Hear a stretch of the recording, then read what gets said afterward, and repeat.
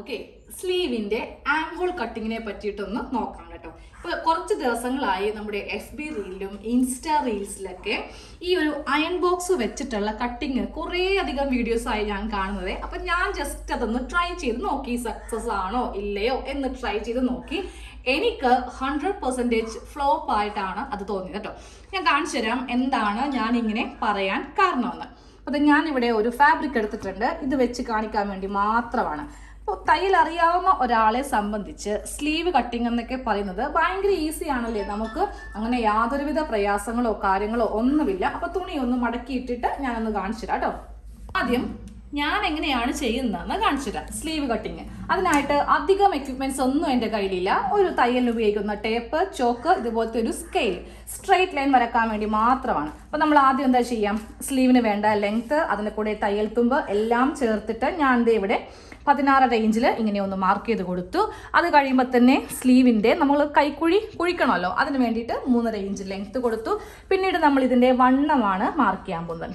വണ്ണം 8 ഇഞ്ച്, പിന്നെയുള്ളത് തയ്യൽ തുമ്പ് 2 ഇഞ്ച്. ഇങ്ങനെയാണ് സാധാരണ കേസിൽ നമ്മളെല്ലാവരും സ്റ്റിച്ചിങ് അറിയാവുന്നവർ ഇങ്ങനെയാണ് ചെയ്യുന്നത്. ഇവിടെ ഇങ്ങനെ ഒരു സ്ട്രെയിറ്റ് ലൈൻ വരച്ചു കൊടുക്കും. അത് കഴിയുമ്പോൾ ഈ 2 ലൈൻ ഇങ്ങനെ അങ്ങോട്ട് ചെയ്യും. പിന്നെ താഴത്തെ ലൈൻ വരച്ച് നമുക്ക് ഇവിടത്തെ വണ്ണം കൂടെ ഒന്ന് മാർക്ക് ചെയ്തിട്ട് ഇവിടെ ഒരു ഷേപ്പ് ഉണ്ടല്ലോ, ഇവിടത്തെ വണ്ണം 5 ഇഞ്ചാണ്. അതിനെ കൂടെ 1.5 ഇഞ്ച് തയ്യൽ തുമ്പ് കൊടുത്തിട്ട് 6 റേഞ്ചിൽ മാർക്ക് ചെയ്ത് കൊടുത്തു. ഇനി നേരെ നമ്മൾ ഇതുപോലെ ഇങ്ങനെ ഒന്ന് ഷേപ്പ് ചെയ്യും. ഇപ്പുറമുള്ളത് നമ്മളുടെ കറക്റ്റ് വണ്ണമാണ്. ഇനി വേണം നമുക്ക് ഇതൊന്ന് വരക്കാൻ വേണ്ടിയിട്ട്. ഇത് വരക്കാനായിട്ട് ഇവിടെ നിന്ന് ഈ ഭാഗത്തേക്ക്, ഇത് നമ്മളുടെ തയ്യൽ തുമ്പാണ്. ഇവിടെ നമ്മളിങ്ങനെ സ്ട്രെയിറ്റ് ആയിട്ട് തന്നെയാണ് ചെയ്യുന്നത്. അപ്പോൾ ഇതുപോലെയാണ് നമ്മൾ സ്ലീവ് ചെയ്യുന്നത്. ഭയങ്കര ഈസി ആയിട്ട് ഞാൻ ചെയ്ത് എടുത്തിട്ടുണ്ട്. ഇനി നമുക്ക് ഫ്രണ്ട് കുഴിക്കണ്ടേ. ഫ്രണ്ട് കുഴിക്കാൻ വേണ്ടി കുറച്ചിങ്ങനെ താത്തിയിട്ട് ഇതുപോലെയാണ് നമ്മൾ ഫ്രണ്ടിലെ ആം ഹോളും കുഴിക്കുന്നത്. ഇതറിയാവുന്ന ഒരാളെ സംബന്ധിച്ച് ഭയങ്കര ഈസി ആയിട്ട് ചെയ്തെടുക്കാൻ വേണ്ടി പറ്റും. പറയാത്തവരെന്താ ചെയ്യുക, ഇതുപോലത്തെ റീൽസും കാര്യങ്ങളും ഓരോരോ ടിപ്സൊക്കെ തരുമ്പോൾ നിങ്ങളത് ഒന്ന് ട്രൈ ചെയ്ത് നോക്കൂ അല്ലേ. അപ്പോൾ നമുക്ക് റീൽസിലൊക്കെ ഒത്തിരി ഒരു അയൺ ബോക്സ് കൊണ്ടുണ്ട്, ഇത് വെച്ചിട്ട് പോസിബിൾ ആണോ എന്ന് ഞാൻ കാണിച്ചു തരാം കേട്ടോ. അപ്പം ഞാനിതിൻ്റെ മീതേക്ക് എല്ലാവരും ഇതുപോലെ ഇങ്ങനെ വെച്ചിട്ടാണ് ഇതിങ്ങനെ മാർക്ക് ചെയ്ത് കൊടുക്കുന്നത് കേട്ടോ. അപ്പം ഞാനിതിങ്ങനെ വെച്ചേ, എന്നിട്ട് വേറൊരു ചോക്കിനാണ് ഇത് മാർക്ക് ചെയ്ത് കാണിക്കാൻ പോകുന്നത്. അല്ലെങ്കിൽ പിന്നെ എൻ്റെ മാർക്കിങ്ങും അതും തമ്മിൽ നിങ്ങൾക്ക് മനസ്സിലാവത്തില്ലല്ലോ.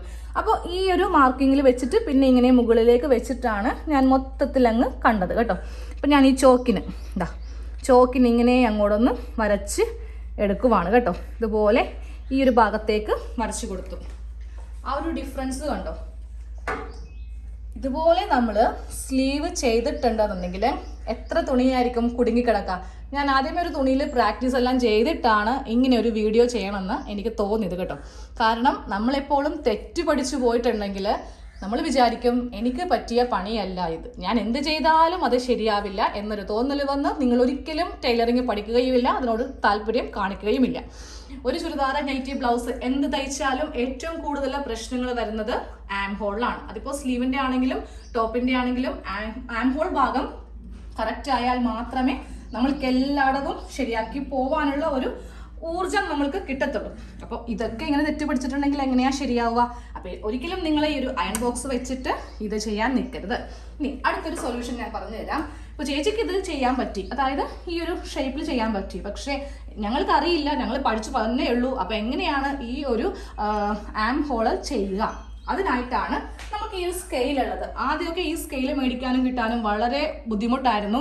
ആമസോണിലും ഫ്ലിപ്കാർട്ടിലും മീഷോയിലൊക്കെ മാത്രമേ ഉണ്ടായിരുന്നുള്ളൂ, പുറത്തങ്ങനെ നമ്മളധികം കിട്ടത്തില്ലായിരുന്നു. പക്ഷെ ഇതിപ്പോൾ എല്ലാ കടയിലും കേട്ടോ, എറണാകുളത്തൊക്കെ ചെന്നപ്പോൾ എല്ലാ കടയിലും വളരെ നിസ്സാര വിലക്ക് നമ്മൾക്ക് ഈ ഒരു സ്ലീവ് കർവ് എന്നും പറഞ്ഞിട്ട്, ടൈലേഴ്സ് സ്ലീവ് കർവ് എന്ന് പറഞ്ഞിട്ട് മേടിക്കാൻ കിട്ടും. ഇത് വെച്ചിട്ട് എങ്ങനെയാണ് ചെയ്യാമെന്ന് കാണിച്ചു തരാം.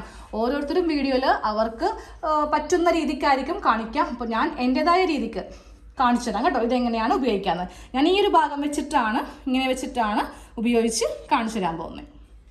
ഞാനിപ്പോൾ വരച്ചെടുത്ത ഈ ഒരു പാർട്ട് ഇവിടെ തന്നെ വെച്ചിട്ടുണ്ട്. ഞാൻ വേറൊരു തുണിയിൽ കാണിച്ചു തരാം. എന്നിട്ട് നമ്മളിപ്പോൾ വരച്ചു കൊടുക്കുന്നതും ഞാൻ വരച്ചതും കറക്റ്റ് ആണോ എന്ന് അറിയാൻ വേണ്ടിയിട്ടാണ് കേട്ടോ ഇങ്ങനെ ചെയ്യുന്നത്.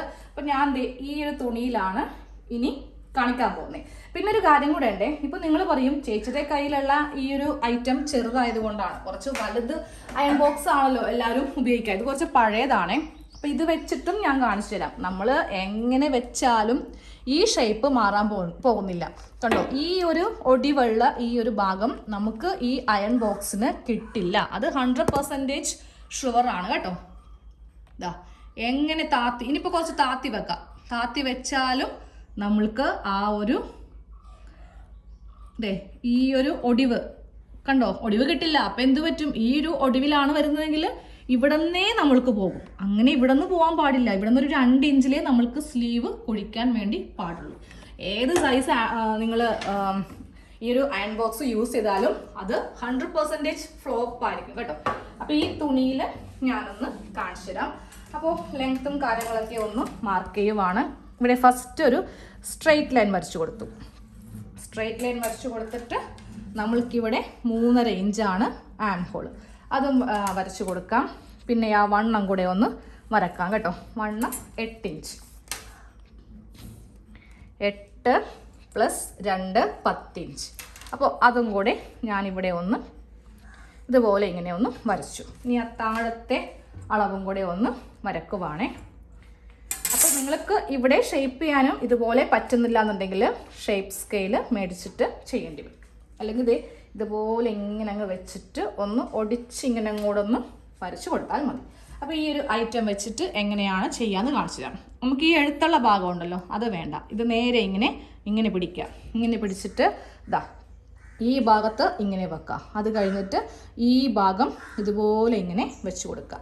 കറക്റ്റ് ഇവിടെ ഇങ്ങനെ വെക്കുക കേട്ടോ. അതായത് ഈ ഭാഗത്തുണ്ടല്ലോ, തുണിയുടെ ഇപ്പുറത്തേക്ക് പോകാൻ പാടില്ല. അത് നമുക്ക് കുഴിച്ച് വരക്കുമ്പോഴാണ് കുറച്ച് ഇങ്ങോട്ടേക്ക് കയറ്റേണ്ടത്. അപ്പോൾ ഇതുപോലെ ഇത് ഇങ്ങനെ വെച്ച് കൊടുത്തിട്ട് എവിടെ വന്ന് ഈ പോയിന്റ് കണ്ടോ, ഇതാണ് നമ്മളുടെ കറക്റ്റ് വണ്ണം. ഈ പോയിന്റിൽ എവിടെ വരുന്നോ അവിടെ ഇതുപോലെ ഇങ്ങനെ വെച്ച് കൊടുക്കുക. എന്നിട്ട് ഇതാ ഇങ്ങനെ അങ്ങോട്ട് നമുക്കൊന്ന് വരച്ച് കൊടുക്കണം. ഇതുപോലെ ഇങ്ങനെ വരച്ച് ഇതുപോലെ ഇങ്ങനെ വരച്ച് എടുത്തിട്ട് നമ്മളിതിങ്ങനെ ഇവിടെ നിന്ന് ഇതുപോലെ ഇങ്ങനെ സ്ട്രെയിറ്റ് ആയിട്ടാണ് പോവേണ്ടത്. ഇനി ഇതൊന്ന് കുഴിച്ച് വരക്കണം. കുഴിച്ച് വരക്കാൻ വേണ്ടി ചെയ്യേണ്ടത് ഇത്രയും ഭാഗം പുറത്തേക്ക് ഇട്ട് കൊടുക്കുക. കണ്ടോ, ഇതുപോലെ ഇങ്ങനെ ഈ കൂർത്ത് നിൽക്കുന്നത് പുറത്തേക്ക് ഇട്ട് കൊടുക്കാം. എന്നിട്ട് ഇതുപോലെ ഇങ്ങനെ ചെയ്യുവാണെങ്കിൽ, ഇതുപോലെ ഇങ്ങനെ ചെയ്യുമ്പോൾ നമുക്കിവിടെ നിന്ന് കുഴിച്ചും എടുക്കാം. ഞാൻ ഈ ഒരു സ്കെയില് ഞാൻ വരച്ചു കൊടുത്ത ആ ഒരു ഭാഗത്ത് വെച്ച് കാണിച്ചു തരട്ടെ. ഞാൻ മാറ്റിയിട്ടില്ല, ഞാൻ ആദ്യമേ വരച്ചതാണ്.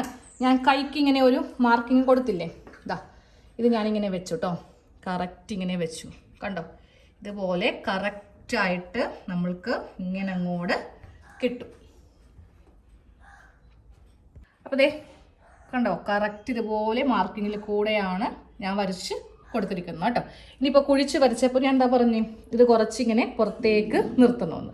പുറത്തേക്ക് ഇങ്ങനെ നിർത്തുമ്പോൾ നമ്മൾക്ക് ഇതുപോലെ ഇങ്ങനെ കറക്റ്റ് നമ്മൾക്ക് കിട്ടും. ചെറിയൊരു വ്യത്യാസം ഇവിടെയുണ്ട്. നമ്മൾ കൈക്ക് വരക്കുമ്പോൾ കുറച്ച് വ്യത്യാസം വരും. വേണമെങ്കിൽ ഇത് വെച്ചിട്ട് നമുക്ക് ഷേപ്പ് ചെയ്യണമെങ്കിൽ ഈ ഒരു ഭാഗത്ത് ഈ ഒരു വ്യത്യാസം മാത്രമേ ഉള്ളൂ. ഓക്കെ, അപ്പോൾ നിങ്ങൾക്ക് എങ്ങനെയാച്ചാ ചെയ്യാം. ഇനിയിപ്പോൾ ഇത് ഒന്നും ഇല്ലാണ്ടും വേണമെങ്കിൽ പ്രാക്ടീസ് ഉണ്ടെങ്കിൽ ചെയ്യാൻ പറ്റും. പിന്നെ ഞാൻ വേറൊരു ഐഡിയയും കൂടി പണ്ട് പറഞ്ഞു തന്നിട്ടുണ്ട്. കുഴിച്ച് വെട്ടാൻ വേണ്ടിയിട്ട് 1 ഇഞ്ച് ഇതുപോലെ ഇങ്ങനെ വെക്കുമ്പോൾ നമുക്കിവിടെ ഒരു വ്യത്യാസം വരും. അതനുസരിച്ചിട്ടും നമ്മൾക്ക് ചെയ്യാം. അപ്പം ഞാൻ പറഞ്ഞു വന്നത് ഇത്രയേ ഉള്ളൂ. ആരും അയൺ ബോക്സ് വെച്ചിട്ട് ഇതൊന്നും ചെയ്ത് നോക്കാൻ നിൽക്കരുത്.